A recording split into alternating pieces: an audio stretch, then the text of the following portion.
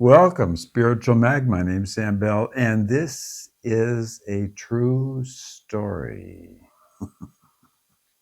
Okay, so now I'll say imagine, but I don't have to imagine because I was really there. But imagine IVF, in vitro fertilization, with a spiritual twist. Imagine that, yes. Okay, so we have to back up the clock. Maybe 17 years, 18 years. And I'm at a wedding in Sausalito at Sausalito Yacht Club. And a gentleman came to me in the group of uh, people celebrating. And he had heard that I was able to communicate with my guardian angel, Daisy. And he wanted to talk to me and see if I could help him with some information. So very quickly, I perceived that he was Persian or Iranian. Now, I'm what's called a Gnostic Christian. Gnostic. Now, Gnosticism goes way back. Uh, and then about the same time, Zoroastrianism uh, was happening in a similar location.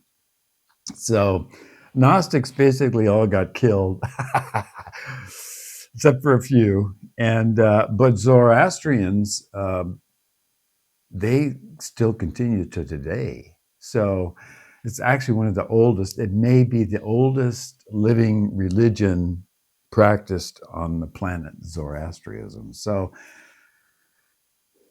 very few males come up to me and ask me to help them communicate with their guardian angel. So when he came up, it didn't take me long to figure out that he had some background with a very historical group.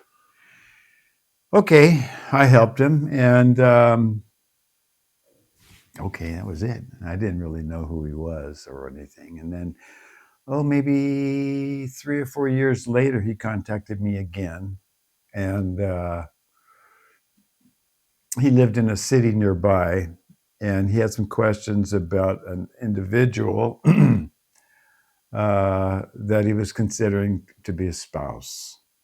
And I suggested a solution. I do couples readings. I did a couples reading, and turned out they're married and very happy, I assume.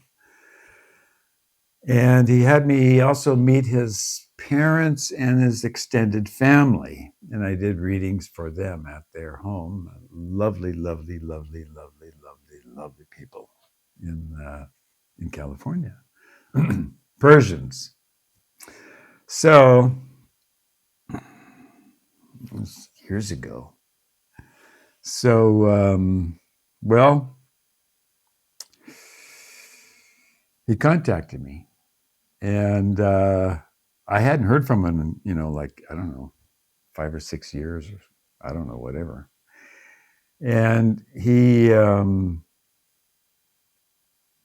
me if I would help him. He had some questions. I said, "Yeah, of course, of course." I'm like, "Oh, I'm so excited! I'm happy to help." And I don't know what's going to happen. I'm just a mere mortal like you. Okay. So when I request Daisy to help me and ask questions, I don't fabricate the answers. I need to fulfill the answers that I'm receiving at the time I'm asking the question or the petition. It's very serious. So he, his question was, are we going to have the baby, or are we going to lose the baby? Are we going to lose the baby? They had in vitro fertilization once, they lost the baby. They had in vitro fertilization twice, they lost the baby. Third time, and she's 5 months into the third in vitro fertilization. And he contacts me and wants me to ask Daisy.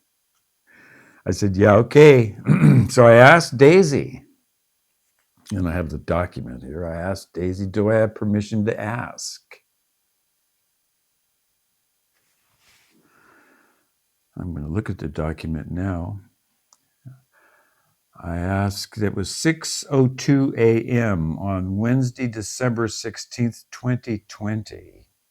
It's Bell and Tell. That's my intelligence committee. That's Daisy and I, my guardian angel. Inquired about blank, anonymous. His name's blanked out, you can see there. About the IVF procedure. So at 6:08 a.m., I asked, do I have permission to inquire about blank? This is not the full name there. And the answer is yes. And the response was good in terms of the yes. So the question was, do I have permission to inquire about the IVF procedure for this individual? And the answer was yes. And the answer was a good response. And so the next question was, will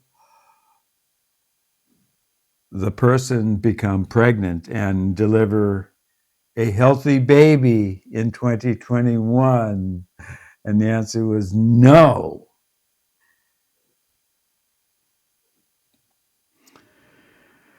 And the response was strong, was another good response. So it's like, it's not a it wasn't like maybe, it was like, yeah. So the question was, will the person become pregnant with this IVF and have delivery and a healthy baby in 2021? The answer was no. I'm like, shoot.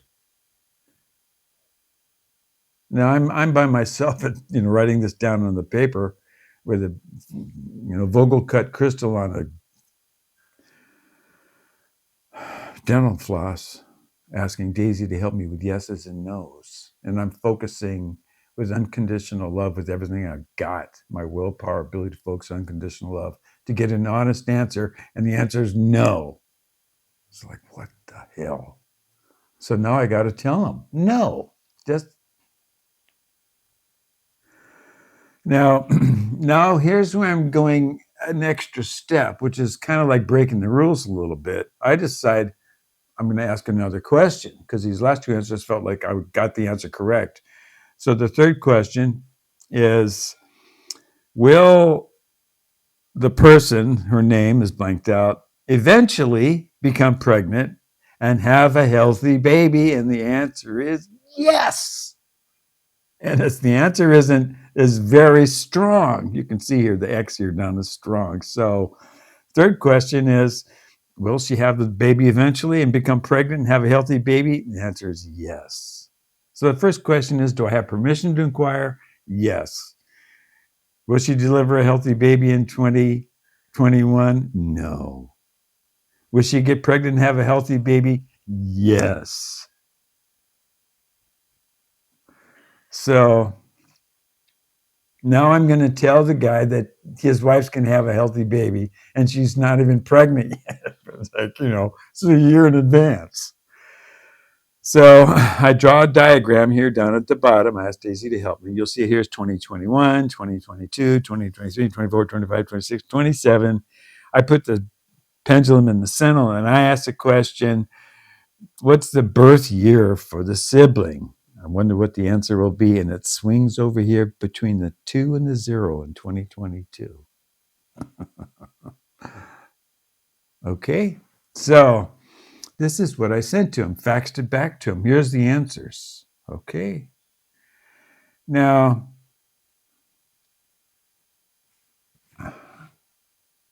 I'm giving some guy the worst news he could ever hear in his life. The third IVF, in vitro fertilization, is not going to work. And then I'm telling him that she's going to have a kid a year and a half in the future. Oh my God. If this is incorrect, I'm just putting this guy through hell. I don't know, man. It just tormented me big time. I cried a lot. So here's the letter that he wrote. Okay, here we go. While I've been fortunate enough to call Sambell a friend now for a decade, the experience I'm about to share took place nearly a year ago. I hope to find an opportunity to share what Sam has truly meant to my family and I in detail, above and beyond this particular experience, with those that have also been exposed to his light. He has consistently been a beacon of positivity for us. My wife and I have a beautiful son who is 3 years old. Like many of those who may read this, he is everything to us, everything. Both my wife and I have younger siblings. We really wanted our son to have that same experience, a younger brother or sister. Unfortunately, the path for us to expand our family by one had proven to be incredibly difficult.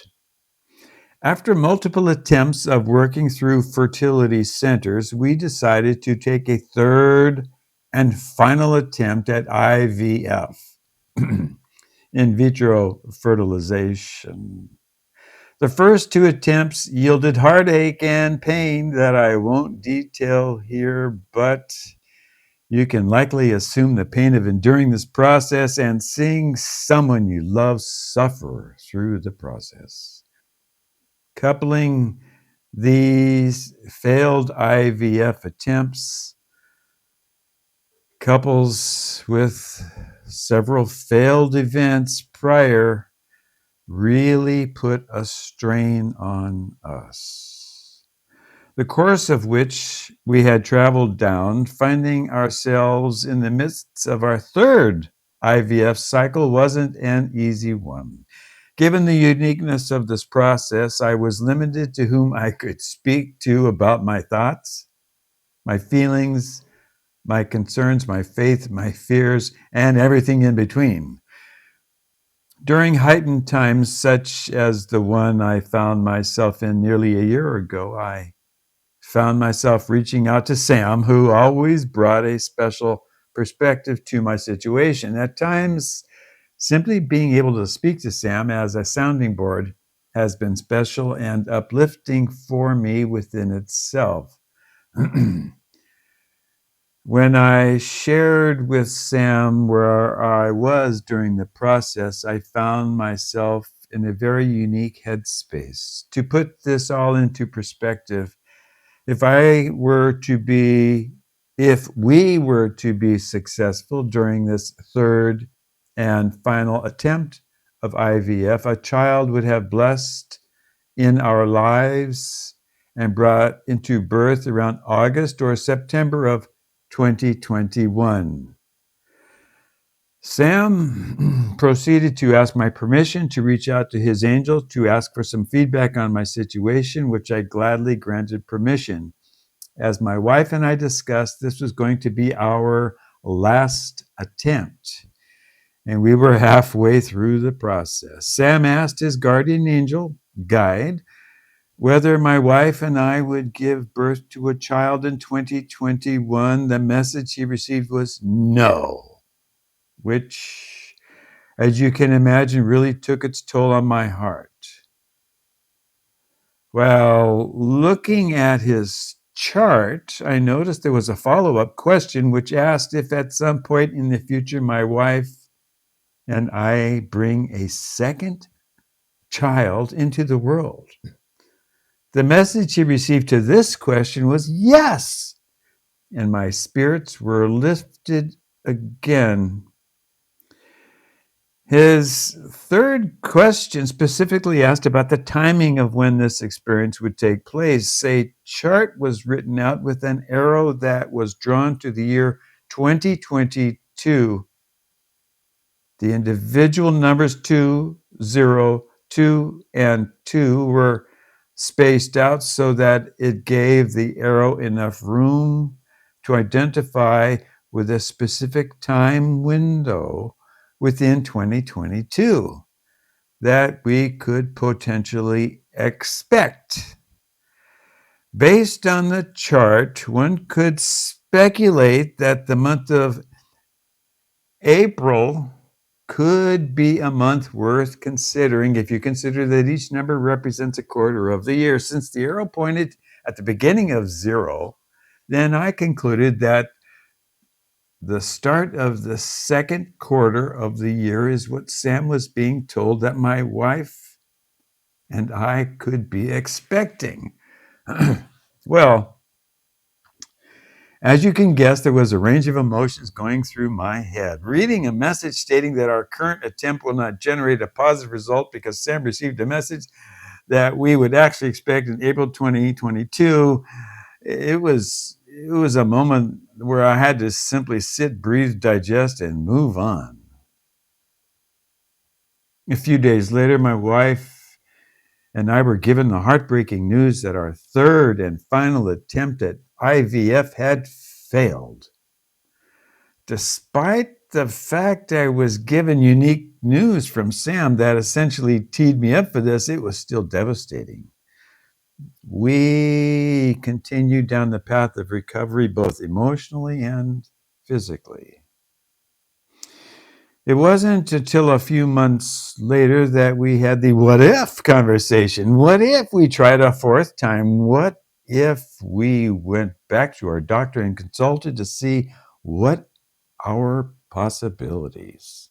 What if this time would general a higher egg count increase our chances of a successful transfer and pregnancy?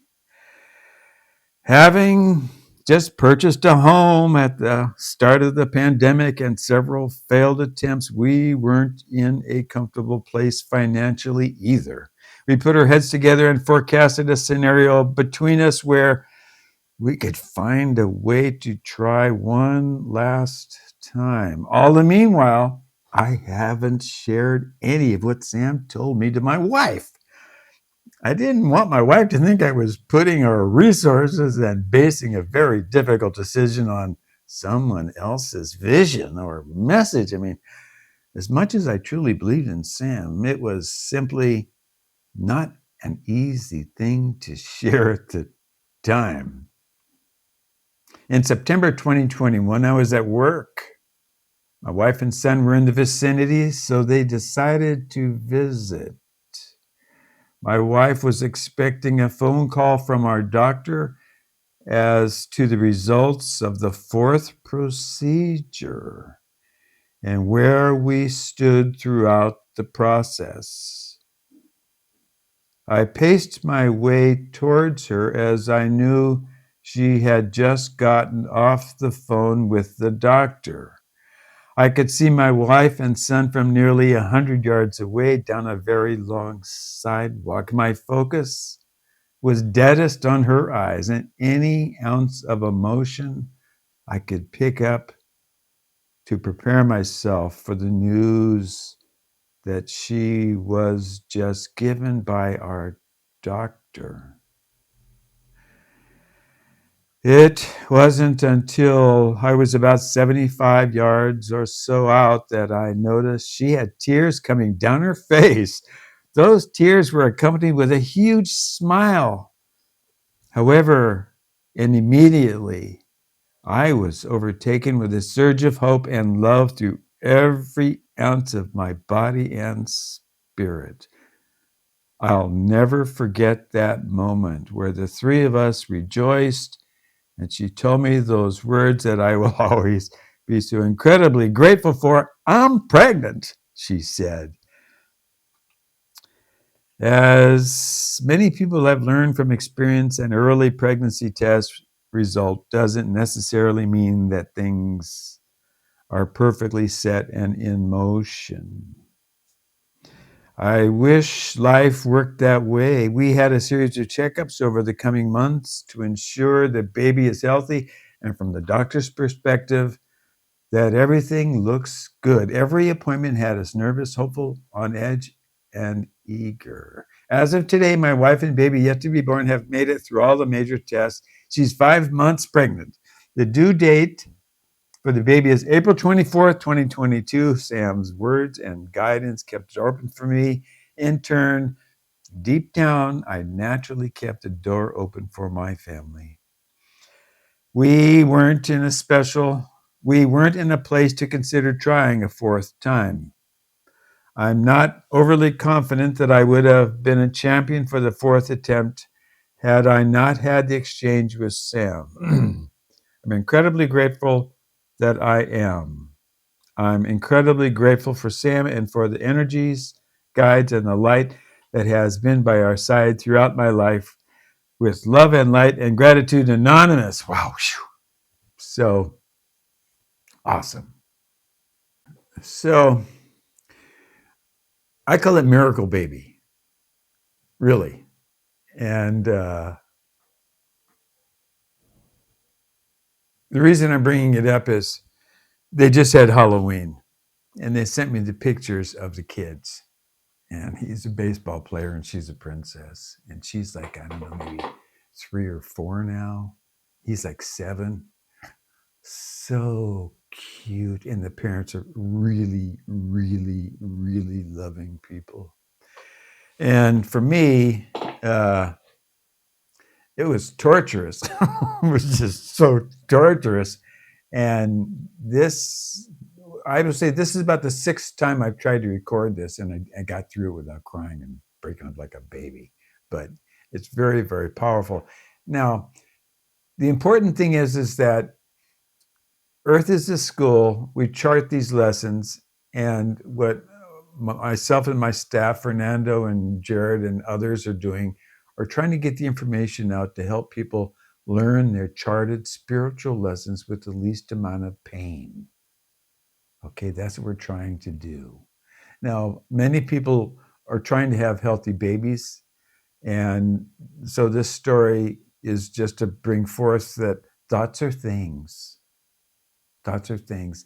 And whether the lesson is painful or wonderful, you're going to move forwards from that.